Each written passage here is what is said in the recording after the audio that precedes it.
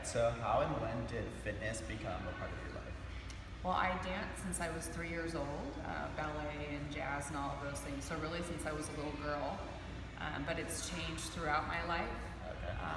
When I was younger, it was more for the artistic aspect of things. I didn't really realize that I was doing things to be fit. Yeah. And then as I got older, and I wasn't dancing anymore, I started doing yoga, and that was very much for the physical aspect. And then as I continued on through adulthood and with children, circuit training, different types of things like that really helped me continue to be strong for the things I needed to do with my life, and also for sometimes with the competitive nature of things too. Like I did, some small races and things like that. But for me now, really, my yoga is really the primary way that I work on fitness. Yeah. Okay, what benefits do you see from regular exercise, like for yourself? Well, especially with yoga, for any exercise, obviously there's the physical aspect where you are increasing strength, mobility, blood flow, all of these things, just improvement of energy levels. There's so much, but also there's a mental aspect of it for me as well, especially with yoga. Yeah. Where I'm able to find through mindfulness with my exercise more calmness as well. Yeah. And the ability to remove myself from maybe all of the stresses or the kind of spinning wheel that we all get on. So it's really a combination of both the physical and mental aspects. Yeah, it's of your that. sanctuary. Yeah. What role does healthy eating play in your life? It plays a very big role. It did before I had breast cancer, and it does more so now. But I've always really focused on trying to eat well. Always is a hard one. Yeah. Ever since I have really been purposeful about it, intentional about it, I have focused on eating organic meals, trying to be, eating for fueling my body and not just, to feel good. Yeah. Although that's important to me as well. Yeah. So we definitely have a really big focus on proper nutrition, and proper nutrition outside of maybe what the federal government says is proper nutrition. But so I do a lot of personal, I don't want to call it research, but checking into things and different ways of eating, and I really try to work on that with moderation and not try to espouse any particular type of thing, but high protein, plant-based diet. Yeah. So Perfect. paleo-ish. Yeah. Alright, so how has your diet changed since your diagnosis of cancer, and also do you take any vitamins or supplements?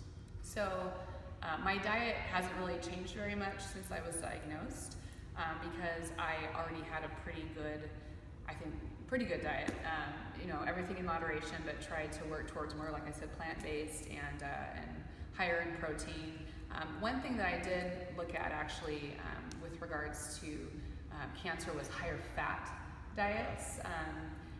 Looked into the ketogenic diet, but I'm not quite committed enough to do that. But definitely more like avocados and nuts and oils and things like that. So I worked a little bit more towards that, but really it stayed the same and everything organic. When I was diagnosed, they gave me the kind of like USDA or whatever food chart with the plate and everything cut up into little groups. And because of all of the research and whatever I had done before, it kind of was frustrating to me because I don't really feel that's an appropriate meal plan or way to look at food. So I just kind of kept doing what I was already doing. I felt like that was better for my body. So that's what I did with that. With regards to supplements, I was, and I'm still not the best actually, but I was taking a multivitamin for women here and there. I'm still doing that. But I also did some testing where I looked at how I was absorbing different vitamins. And for instance, things like folate, it showed that I had a lot of folate in my system, but it turns out that I don't absorb it. So while it looked like I had extra, I wasn't actually getting hardly any. So I'm now taking a methylated folate, which kind of pre-processes it so that I can actually absorb it differently. Also, I think that's really important from what I've read for cancer is vitamin D. So I've upped my vitamin D intake quite a bit. And also taking some other supplements that my acupuncturist recommended, like mushrooms, Yeah. herbal mushrooms and things like that Yeah. as well. Awesome. So. When you're having a hard day and you have to come teach a yoga class, how do you maintain a positive attitude?